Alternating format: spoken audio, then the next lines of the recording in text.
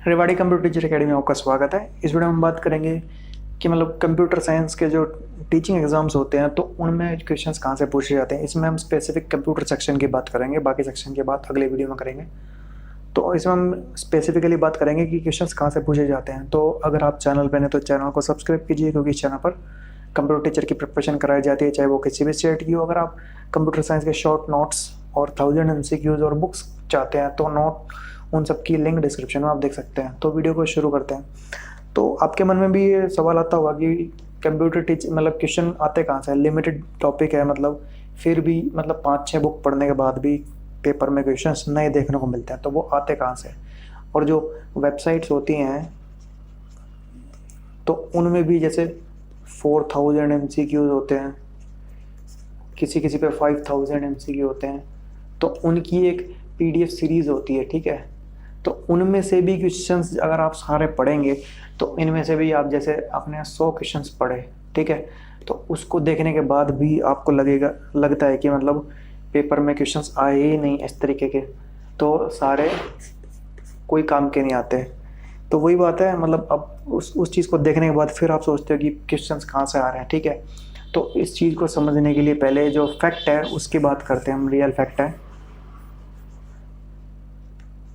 ठीक है। फैक्ट की बात करते हैं। तो इसमें पहला फैक्ट है कि जो हमारा एग्जामिनर, ठीक है, एग्जामिनर 2 तरीके के होते हैं, ठीक है। किसी भी एग्जाम को जो भी पेपर बनाते हैं, एक तो होता है हमारा एक्टिव, एक होता है पैसिव, ठीक है।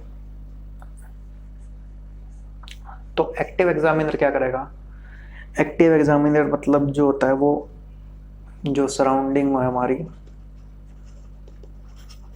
ठीक है, एग्ज़ाम के जो पैटर्न होते हैं वो उनसे अवेयर तो होता है, अवेयर तो सारे होते हैं, लेकिन जो वो उन चीज़ों को देखते हुए जो है एग्ज़ाम पेपर बनाता है, ठीक है। वही जो हमारा पैसिव एग्जामिनर हो गया, वो क्या करेगा, प्रीवियस ईयर पेपर उठाएगा, उनमें से ही एग्ज़ाम बना देगा, ठीक है। तो ऐसे जो पेपर आते हैं वो कुछ पेपर आते हैं जिनमें मतलब प्रीवियस ईयर्स में से ही, जैसे 60 मार्क्स के क्वेश्चन है तो 20-20 क्वेश्चन प्रीवियस ईयर्स में उठा के दे दिए, तो वो केस होता है पैसिव एग्जामिनर का, ठीक है। तो और जो हमारा एक्टिव एग्जामिनर है वो क्या करेगा, वो जो नए नए जो हमारे जो पैटर्न चल रहा है, जो पिछले साल के ना देख के जो नए पैटर्न देखेगा कि पहले क्या आ गया है, उसको ना देखे वो उन क्वेश्चंस को या तो वो उनको घुमाए फिर आके थोड़ा पूछेगा, या फिर जो नए जो फैक्ट बेस्ड क्वेश्चन बनाएगा तो वो हमारा एक्टिव एग्जामिनर ही करेगा, ना कि पैसिव, ठीक है। तो ये तो हमारा फैक्ट हो गया, ठीक है। जो दूसरा फैक्ट की बात करें तो दूसरा फैक्ट है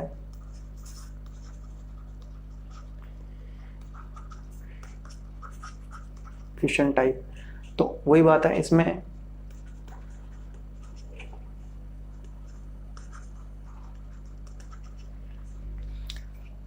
जो एक्टिव एग्जामिनर क्वेश्चन बनाएगा वो फैक्ट बेस्ड आएंगे, ठीक है, वो भी लेटेस्ट आएंगे, ना कि रिपीट नहीं होगा। और जो हमारा पैसिव एग्जामिनर बनाएगा वो क्या करेगा, वो रिपीट करेगा क्वेश्चंस को, जो प्रीवियस ईयर्स क्वेश्चन आएंगे उनको ही एज इट इज़, बल्कि ऑप्शन भी चेंज नहीं होंगे, कुछ भी चेंज नहीं होगा। तो वो पैसिव एग्जामिनर यही काम करेगा, ठीक है, रिपीट कर देगा उन्हीं चीज़ों को।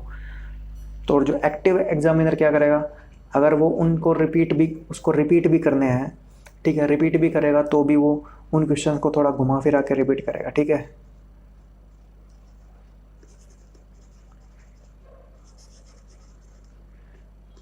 ये वो क्या करेगा, रीशफल प्रीवियस MCQs, ठीक है।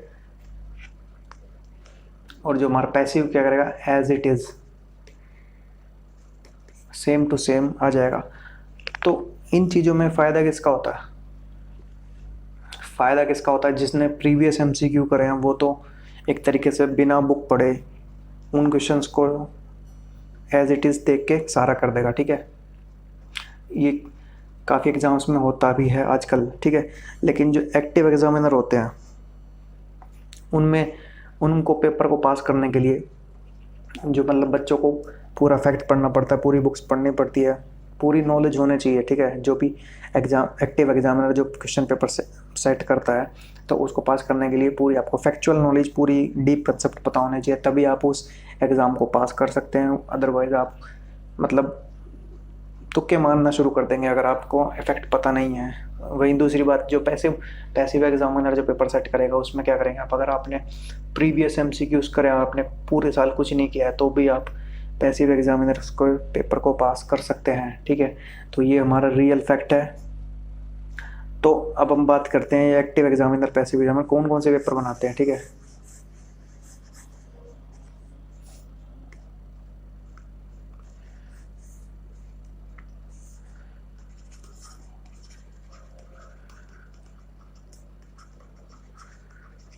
ठीक है, कौन से पेपर बनाते हैं, जैसे एक्टिव,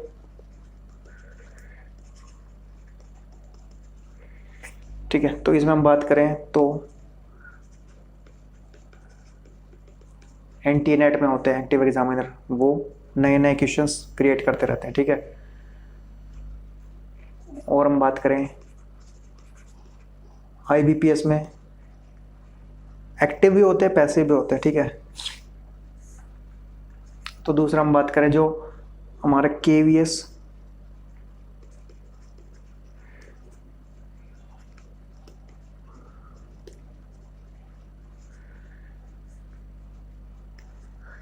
तो इन पेपर में एक्टिव एग्जामिनर काफ़ी ज़्यादा होते हैं, ठीक है। वो पेपर सेट करते हैं लेटेस्ट एग्जाम पैटर्न पे।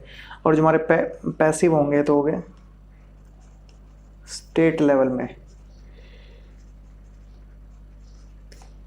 स्टेट लेवल के जितने भी टीचिंग कंप्यूटर टीचर एग्जाम होंगे तो उनमें आपके काफ़ी ज़्यादा चांसेस होंगे कि क्वेश्चंस पिछले में से ही रिपीट होके आएंगे।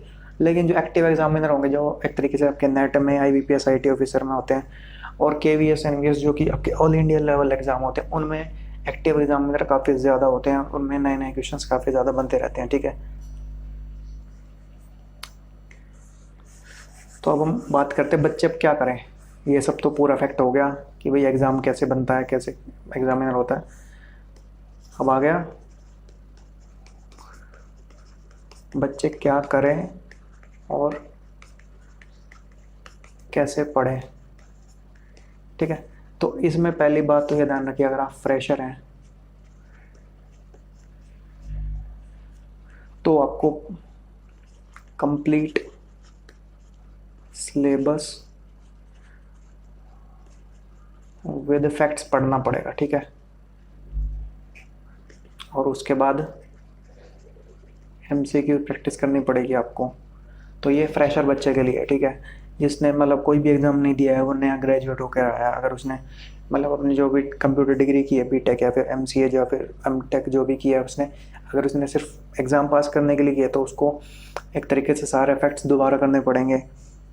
और जो एक दूसरे बच्चे होते हैं हमारे एक्सपीरियंस, ठीक है, तो एक्सपीरियंस मतलब जिन्होंने कुछ एग्ज़ाम दे दिए होते हैं, तो उनको वो क्या करेंगे, उनके शॉर्ट नोट्स पहले ही होते हैं, तो वो क्या करेंगे, शॉर्ट नोट्स को देख के सिर्फ एमसीक्यूज प्रैक्टिस करते हैं और साथ ही साथ प्रीवियस ईयर के भी करते हैं। तो यही बात है फ्रेशर और एक्सपीरियंस की। तो पाथ तो दोनों के लिए सेम ही है, लेकिन जो फ्रेशर है उनको मतलब फैक्ट्स पूरे डीप नॉलेज थोड़ा लेनी पड़ेगी, उनको पूरे फैक्ट्स अच्छे से पता होना चाहिए, तभी वो एमसीक्यू कर पाएंगे। अदरवाइज वो सीधा एमसीक्यू करने जाएंगे तो जहाँ भी किसी भी एमसीक्यू में प्रॉब्लम आई तो फिर से वो बुक खोलने बैठ जाएंगे, तो इससे टाइम वेस्ट होगा। इससे सबसे अच्छा तरीका यही है कि आप कंप्लीट सिलेबस को एनालिसिस करें, उसके बाद पूरा पढ़ें, तो आपका एग्ज़ाम क्लियर हो जाएगा। तो इसके बाद जो हमारे सक्सेस रेट की बात करें, हमने सारे फैक्ट्स की बात करी, क्या क्या पढ़ना चाहिए, उसके बाद हम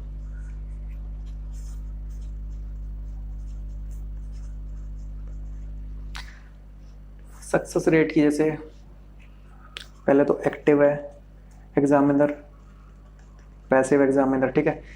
तो सक्सेस रेट इसमें क्या होती है, जैसे एक्टिव एग्जामिनर में जो काफ़ी बच्चे पास होते हैं उनमें जैसे फ्रेशर की संख्या ज़्यादा होती है, जिन्होंने मतलब अच्छी डीप नॉलेज हो।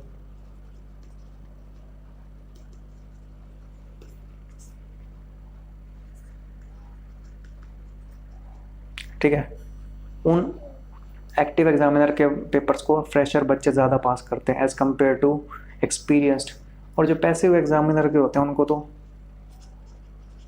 फ्रेशर भी पास करते हैं, एक्सपीरियंस भी पास करते हैं। तो ये रियल फैक्ट है इन चीज़ों में, सक्सेस रेट अगर देखें तो दोनों एग्ज़ाम में। ठीक है, तो अगर आप शॉर्ट नोट्स प्लस 1000 MCQs चाहते हैं तो लिंक डिस्क्रिप्शन में है, आप देख सकते हैं। ठीक है, तो इस वीडियो में इतना ही, मिलते हैं नई वीडियो में नई अपडेट के साथ। Thank you.